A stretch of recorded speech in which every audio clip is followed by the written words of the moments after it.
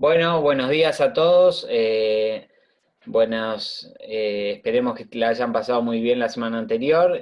Acá estamos con un profesor de historia, Rodrigo Álvarez, un muy amigo mío, que lo he llamado para que nos enseñe y nos muestre y nos haga conocer un poquito esta vez de los pueblos bárbaros, de los famosos pueblos bárbaros de los que poco a veces conocemos. Buen día, Rodrigo, ¿cómo estás? Buen día, ¿cómo te va, Álvaro?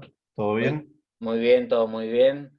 Eh, Aprovecho para saludar a la audiencia también, por supuesto, ahí de Maquinista Sabio, si habremos andado por ahí el año pasado. sí, sí, sí, Rodrigo fue profesor mío el año pasado y el anterior, cuando estaba por estos lados. Ahora los vientos lo han hecho regresar a su hogar, a su querido San Rafael en Mendoza, así que parece que un poco extraña a Maquinista Sabio. Sí, sí, por supuesto, y toda la gente del San Bernardo y del Eh, Espíritu Santo. Aprovechamos Eh, y les mandamos saludos. un saludo grande a José y toda esa gente buena. Bueno, muy bien. Bueno, brevemente, si querés, me presento. Soy Rodrigo Álvarez Greco, licenciado en Historia por la Universidad Católica de La Plata. Soy de San Rafael, Mendoza, como bien dijo Álvaro. Soy papá de tres niños pequeños.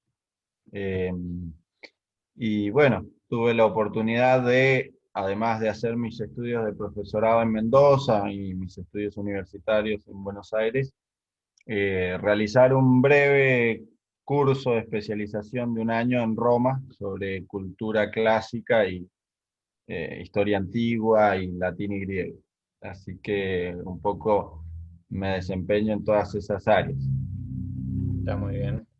Entonces, bueno, yo un poco ya lo sé porque, como les digo, a Rodrigo lo conozco hace tiempo y ya hemos compartido clases y algunos asados también, así que, pero bueno, el público no lo sabe. Vos tenés conocimientos de la lengua del latín y del griego también, ¿no? Exacto, sí, sí, sí. El latín es un vehículo importante para la historia porque no solo los romanos hablaban esta lengua y todas las fuentes con las que estudiamos la historia de Roma y demás, sino también fue la lengua, sigue siendo aún hoy en día la lengua de la iglesia, la lengua oficial de la iglesia, todos los documentos oficiales de la iglesia, incluso las últimas encíclicas, se emiten y se editan en latín, ¿sí? Y ante cualquier duda sobre los textos es el latín el que tiene la última palabra. Pero además fue la lengua de muchísimas naciones europeas hasta la lengua oficial, hasta el Renacimiento y la lengua en la que escribieron y hablaron un montón de autores, científicos, poetas, políticos de diversos lugares y bueno, todos sus hechos, sus memorias y bueno, las fuentes, en definitiva, las fuentes historiográficas con las que los estudiamos, están escritas en latín. Claro, de alguna manera continúan vigentes toda la lengua al día de hoy, entonces. Exactamente. Ujú. Está muy bien. Bueno, entonces será muy importante que a futuro hagamos alguna entrevista al respecto de las lenguas que a veces conocemos como muertas o se dicen muertas y quizás no lo son tanto. Con Hoy nos todo toca gusto. hablar, perdón, Sí, sí. hoy nos toca hablar de los pueblos bárbaros. Y para los que no lo saben, quizás los pueblos bárbaros no son todos iguales. Nosotros hablamos de los pueblos bárbaros, de la invasión de los pueblos bárbaros y demás. Y qué podemos conocer quizás para introducir un poco en esta época. La vez pasada hablamos un poco de la época del Imperio Romano, entonces situarnos un poco y qué serían los pueblos bárbaros o para que la gente entienda un poco de eso. Bueno, podríamos empezar con la palabra bárbaros. Bárbaros es una palabra del griego en realidad, no es del latín. No es una palabra inventada por los romanos, sino es más antigua, inventada por los griegos. Y quería decir, en su momento significaba todos los pueblos que no eran griegos, es decir, todos los otros pueblos. ¿Por qué esa palabra o por qué ese sonido? Porque los griegos, cuando escuchaban hablar a los hombres de otros pueblos, escuchaban como cualquiera que, si uno va, no sé, a Rusia y empieza, si los escucha hablar, escucha una cosa rarísima, un sonido rarísimo, que no entiende. Bueno, eso le pasaba a los griegos y escuchaban un bárbaro, bárbaro, bárbaro, bárbaro, bárbaro, bárbaro, una cosa así, Claro, que terminó generando esta palabra, que es la palabra bárbaro. Es decir, todos los demás que no hablan griego y hablan esas lenguas que no entendemos, son los bárbaros. claro, claro. Ese Todo sería el origen. el murmullo sería, ese murmullo. Claro, el murmullo inentendible, ¿sí? Simplemente porque los griegos no conocían esos idiomas. Eh, Ese es el origen de la palabra. Y de ahí llegó a Roma, ¿sí? Y bueno, los romanos la adoptaron para llamar a los pueblos que no eran romanos, justamente, o que no estaban dentro del Imperio Romano. Está bien. Por asociación, como luego Roma se convirtió en la civilización que fue, y luego, por supuesto, Grecia acabó siendo esa cuna en la civilización occidental, esa cuna de la filosofía, de las ciencias, etcétera. Por asociación, los demás pueblos, los que eran llamados bárbaros, quedaron de alguna manera fuera de todo ese bagaje cultural. Y en lo práctico, en el caso de Roma, fue realmente así, porque como, como ustedes ya creo que han hablado un poco de estos temas, en Roma estaba el orden, estaba la paz, estaba la prosperidad económica, la, Claro, y la fuera civilización. de, claro, el reinado de la ley, podríamos decir. Y fuera de Roma, o sea, más allá de los límites del imperio, reinaba la fuerza. Es decir, el más fuerte era el que mandaba. Y si bien, por supuesto, hay muchas cosas sumamente valorables en todos esos pueblos, esta era la diferencia fundamental. Y entonces esto terminó siendo propiamente el concepto de bárbaro. Es Claro. decir, los pueblos que estaban fuera de la civilización romana, Y en fuera Europa, del orden, de la ley, ¿sí? puntualmente en Europa, que sería en España, en Francia, en lo que hoy conocemos como Alemania, o en dónde. No, es lo que hoy conocemos como el norte de Alemania, más bien. Ahí arrancaba lo que entonces llamaban los romanos Germania, la Germania en latín. Eh, Eso hacia el norte, después había otros pueblos, los escitas, las amazonas, por ejemplo, las famosas amazonas, las mujeres guerreras del norte del Mar Negro.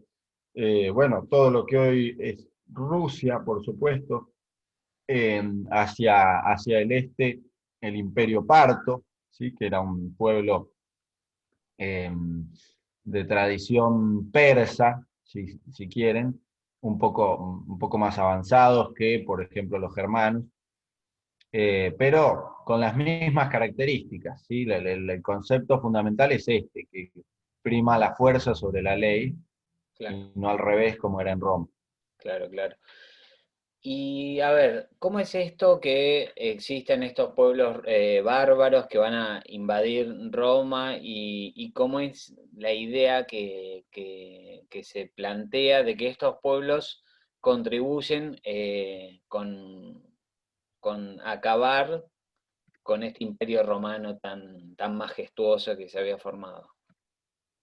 Bien, es una buena pregunta porque sí, pareciera una paradoja de alguna manera si estamos hablando de lo poco civilizados que eran, cómo lograron derrumbar un imperio tan desarrollado.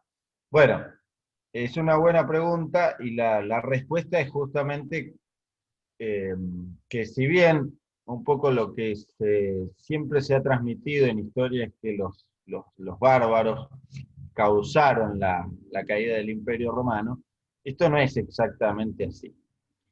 Y más bien yo diría que la razón principal de la caída del Imperio Romano fue la decadencia de la propia Roma, no la invasión de los bárbaros. Los bárbaros eran pueblos, como ya los describimos, ¿no? Que eran pueblos aguerridos, belicosos, guerreros, pero luchaban desordenadamente, por ejemplo, por poner un ejemplo concreto, un detalle muy concreto, que era una de las razones por las que Roma nunca, o más bien por la que los bárbaros nunca habían podido vencer a los romanos ni conquistar sus territorios. Tampoco eran pueblos que tuvieran una conquista ordenada, no Claro, les interesaba conquistar el Imperio Romano. A lo sumo, podían tener algún interés en saquear las ciudades más ricas y volverse a sus tierras. está bien. No había un interés de conquista en ellos.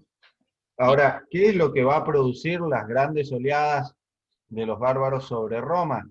Principalmente el ataque de los hunos, es decir, el ataque de distintos pueblos, también bárbaros, que estaban situados más hacia el este, ya prácticamente Asia, ¿sí? Si estamos hablando de los hunos en concreto, de los hunos de Atila, el famoso Atila, ellos sí venían desde Mongolia, es decir, muy cerquita de China, y eran pueblos salvajes, bárbaros, pero además mucho más crueles eh, que los propios germanos. claro, Entonces, las inmigraciones de esos pueblos y la presión que ejercían desde el este sobre los pueblos germanos terminó causando que esos pueblos germanos necesitaran en algún momento migrar justamente hacia el oeste, hacia lo que entonces eran las provincias del Imperio Romano, por ejemplo, Francia, España o la misma Italia, ¿sí? El norte de África, lo mismo. entonces Eh, podríamos decir como que tenemos un imperio romano en lo que es la península ibérica, el norte de Italia, y estos pueblos bárbaros vienen siendo apretados o corridos desde Asia, y por eso es que buscan ocupar territorios que están en ese momento ocupados por el imperio romano. exacto, exactamente. Ahora, nunca, jamás se les hubiera ocurrido a los bárbaros pisar los territorios del Imperio Romano si Roma hubiese sido en ese momento, ¿sí? Estoy hablando del 400 después de Cristo, si Roma hubiese sido en ese momento la Roma de Julio César, o si Claro, hubiera sido la Roma de Trajano, Adriano, los grandes emperadores, o la Roma de Escipión, la que venció a Aníbal. ¿Cómo era esa Roma? Esa Roma era aguerrida, patriótica, o sea, los mismos romanos eran patrióticos, estaban dispuestos a morir por su tierra. Y claro. sin embargo, la Roma del 400 después de Cristo parecía otra Roma distinta, ¿sí? Justamente la riqueza, la fortuna, las grandes fortunas ganadas en las conquistas, algunas costumbres eh,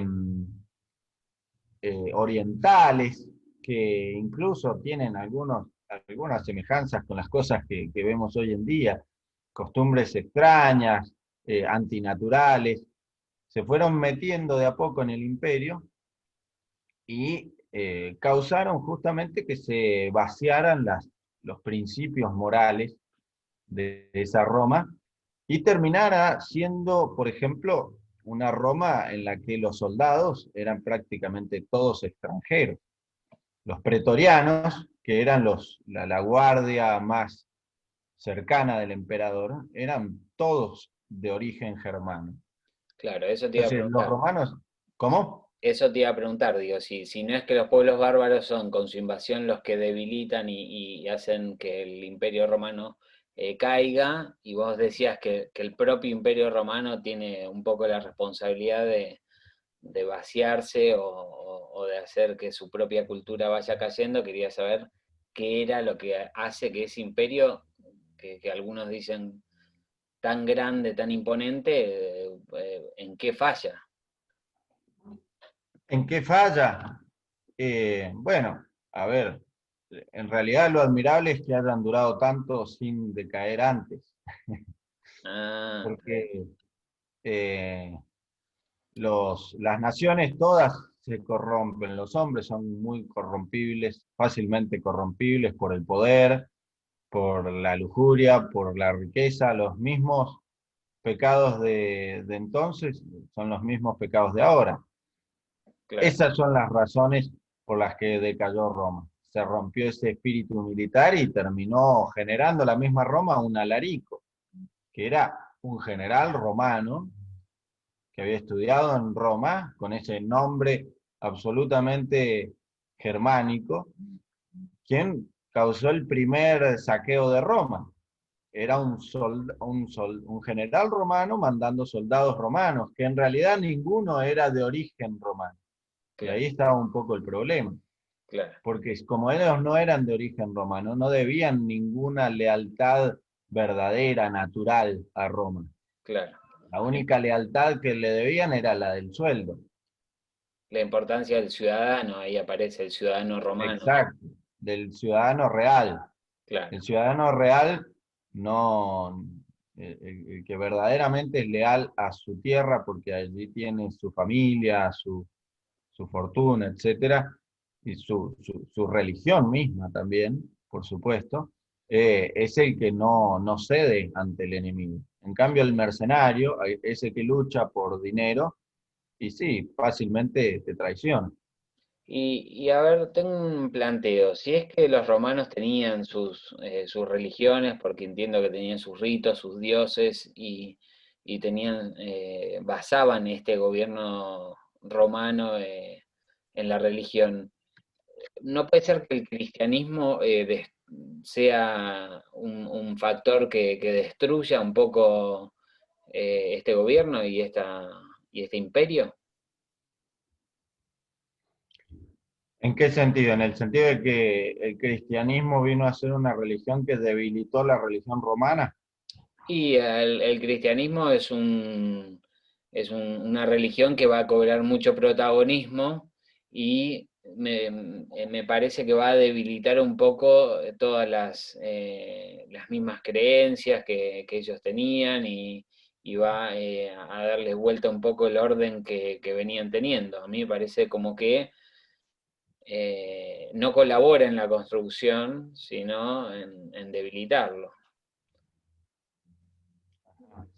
Bueno,